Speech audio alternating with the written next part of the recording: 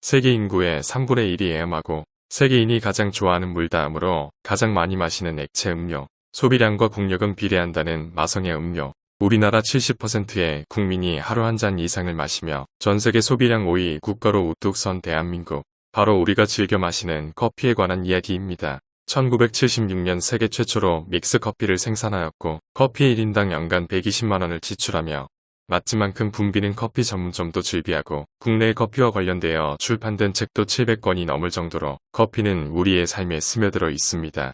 그렇다면 우리나라는 도대체 언제부터 커피의 진심이었을까요? 대륙, 인종, 종교, 긴부, 이념을 넘어 천년이 넘도록 많은 사랑을 받고 있는 인류 공룡의 차가 되어버린 커피는 다양한 문화가 교감하는데 큰 역할을 하고 있습니다. 거기에 더 나아가 커피 산업은 거대 산업이 된 지 오래이며 지난 역사의 변화와 소용돌이 이면을 들여다보면 알게 모르게 커피가 자리 잡고 있었습니다. 오늘 찬 지식인은 커피를 멀리할 수 없다는 이야기가 있을 만큼 동서양을 막론하고 시대를 이끌고 변혁을 주도하던 지식인들은 커피를 즐겨 마셨습니다. 흔히 역사는 밤에 이루어진다고 하는데 술로는 졸음을 쫓을 수가 없었으니까요. 커피의 출현으로 천년이나 타락했던 유럽의 중세 암흑기가 끝났다고 해도 과언이 아닙니다. 독주와 엄주에 취해있던 유럽 중세 지식인들은 커피의 등장으로 과학적이고 이성적인 담론을 나눌 수 있었고 이는 계몽주의나 산업혁명하고 이어지는 원동력이 될 수 있었습니다. 볼테르와 괴테는 하루 20잔에서 40잔의 커피를 즐겨 마실 만큼 커피광이었고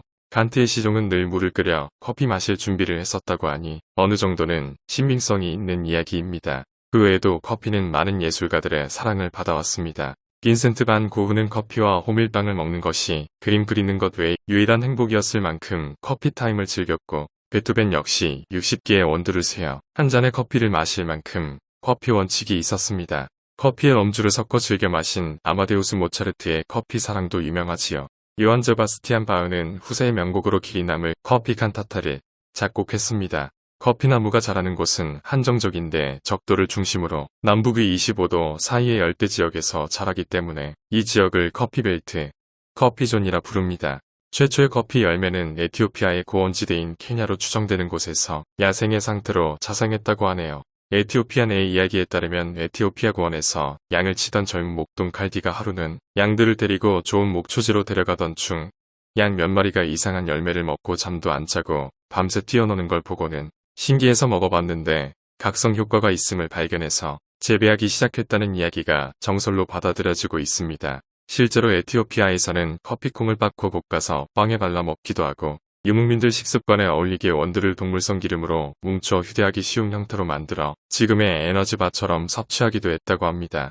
원주민들에 의해 이렇게 복용되던 에티오피아의 커피는 홍해 건너나는 아라비아의 예멘으로 전파되어 15세 기경부터 재배되기 시작하였습니다. 그 당시 남아라비아는 오스만 제국이었습니다. 오스만 제국은 지금의 터키를 중심으로 오스만 투르크 민족이 세운 나라인데 1299년부터 1922년까지 약 600년의 긴 역사를 가진 나라입니다. 아프리카, 아시아, 유럽의 3대 대륙에 걸친 광대한 영토를 통치할 만큼 강력한 국가였던 오스만 제국은 6세기경 마호메트가 창시한 이슬람 문화를 바탕으로 아랍의 20개 민족을 하나로 묶었고 아라비아 반도를 통일 후 비잔티움 문화, 페르시아 문화까지 아우르는 동서양이 공존하는 문화 강국으로 성장합니다. 활발한 동서무역을 바탕으로 강력한 부를 축적하고 이슬람의 정신으로 6천만 명을 거느리는 총강력 국가로 성장하게 됩니다. 이런 강력한 오스만 제국의 바탕이 된 이슬람교의 기둥은 예나 지금이나 예배였습니다. 이슬람교 수피들은 하루 5번 메카가 있는 방향으로 기도를 드려야 하고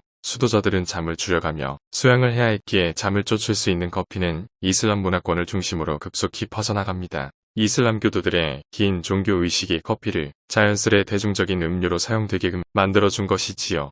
커피는 기독교 분파인 에티오피아가 원산지였지만 홍해 건너 이슬람 문화권인 예멘의 주요 항구인 모카를 중심으로 끓여 마시는 방법으로 급속히 퍼져나가게 된 것입니다. 자연스럽게 최초의 카페인 카흐베안에는 16세기 무렵 오스만 제국의 수도인 이스탄불에 처음 생겼습니다.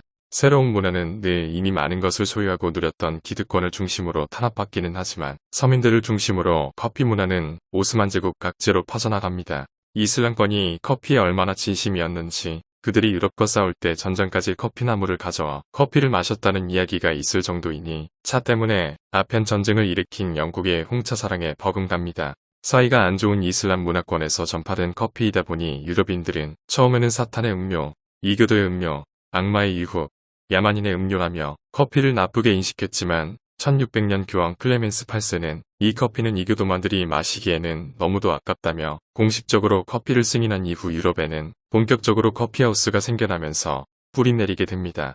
영국에서의 커피하우스는 정치적 의견을 교류하는 장소로 애용되었고 술을 팔지 않아 진지한 대화가 이어질 수 있었습니다. 특히 영국의 주식거래소 주변의 커피하우스에선 주식 상담이 이어지자 주식거래소가 한가해질 정도였습니다. 프랑스의 파리 지행들은 카페를 애용하였고 김웅주의 사상가들이 한데 모여 치열하게 토론하며 개혁의식을 키울 수 있었습니다. 귀족들의 폐쇄적인 사교 문화인 살롱과는 달리 카페는 지식인들 뿐 아니라 서민들도 애용하는 개방적인 장소였기에 이곳은 혁명의 장소로 자연스레 성장합니다. 지금도 프랑스 최초의 카페에는 당대 최고의 지성인이었던 볼테르 루소의 지정석을 영구 보존하고 있습니다. 프랑스 혁명 직전인 1788년엔 60만 인구에 카페가 1800개에 이를 정도로 흔했으니 프랑스 혁명은 커피의 위력으로 일어났다 해도 과언이 아닙니다. 유럽에서 급속히 퍼져나간 커피의 인기로 막대한 이득을 보던 예멘인들은 커피를 독점하기 위해 커피 생두 반출을 금지하였고 수출할 때도 로스팅한 커피만을 거래하였습니다.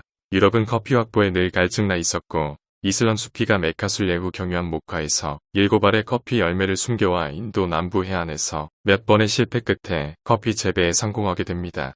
이후 네덜란드령이었던 자바가 안정적인 커피 재배에 성공한 이후 자바는 모카에 이은 커피 생산지로 부상하였고 프랑스의 식민지였던 아이티에서도 커피 재배를 시작합니다. 아이티에서는 지금도 커피를 흑인의 눈물이라 칭합니다. 유럽의 침탈로 노동력이 사라져 피해가 컸던 라틴 아메리카 지역은 350년간 1500만 명 이상의 아프리카 노예를 데려다 노동력으로 착취했는데 문명희생이었던 그들의 일부가 커피 농장으로 보내집니다. 이후 미국은 유일한 식민지였던 하와이에서 커피 재배에 성공하고 하와이안 커피를 고급 품종으로 상품화하는 데 성공합니다. 미국에서의 커피는 서부 개척과 진취적인 기상의 미국인들의 특성에 맞게 에스프레소에서 아메리카노로 변모를 거듭합니다. 네덜란드령인 기아나인 수리남에서 커피 재배를 시작한 이후 브라질은 세계 최대의 커피 생산국이 되었는데 품종을 막론하고 브라질의 커피 작황에 따라 전 세계 원두 시세가 출렁할 정도로 생산량이 많습니다. 인류 역사상 최초로 재배된 품종인 아라비카는 커피벨트 중에서도 해발 800m 이상의 고원에서 주로 생산되며 고급 품종으로 취급됩니다. 일반적으로 고지대일수록 최고급 품종의 커피가 생산됩니다. 현재 아라비카 품종이 전체 커피 시장의 70%를 차지할 만큼 많은데 원산지에서 처음 옮겨 심어진 곳이 예멘의 모카 항구 근처였기에 모카라는 말이 생겼고 아라비카도 여기서 생긴 말입니다. 예멘은 이슬람 수도사회에 들어오면서 마케팅과 상품화에 성공한 나라이지만 원산지는 아프리카의 에디오피아인 것이지요.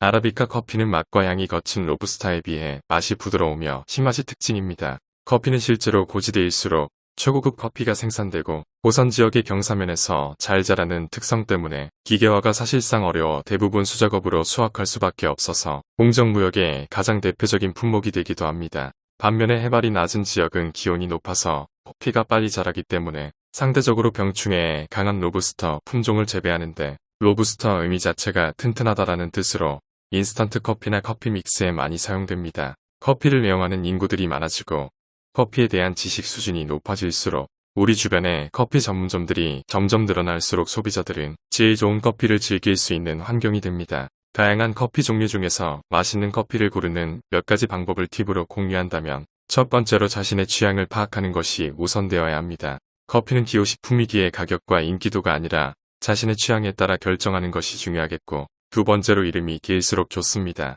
원두의 이름이 길다는 것은 쉽게 말해 내세울 것이 많다는 것인데 국가, 품종, 농장, 가공법, 생산자들의 이름이 적히는데 이런 정보들이 많다면 좋은 커피일 가능성이 높습니다. 세 번째로는 로스팅 일자인데 유통기한을 확인하고 최근 생산 제품을 구매하면 풍미 가득한 커피를 마실 수 있습니다. 마지막으로 블렌딩이 과한 업체는 피하는 것이 좋은데 과한 블렌딩은 균일성을 유지하기 힘들고 특색 없는 원두로 만들었을 가능성이 매우 높기 때문입니다. 우리나라에는 커피가 개항시기 즈음 선교사들에 의해 전해졌습니다. 커피는 이제 대한민국에서 직장인들의 소울 드링크로 공부하는 학생들의 에너지 음료로 피곤의 강을 건널 수 있는 우리 삶의 일부가 되어버렸습니다. 커피는 사회생활을 원만하게 하기 위해 잘 마셔야 할 만큼 현대사회의 문화로 자리 잡은 지 오래이며 이제는 커피에 오디의 개성을 더하는 문화까지 발전하여 커피 자체만으로도 하나의 문화가 형성되어 가고 있지요. 커피를 건강상의 이유로 마시지는 않지만 커피의 효능과 특징을 잘 알고 취향까지 파악해서 마신다면 훨씬 수준 높은 커피 문화를 즐기는 생활이 될 것입니다.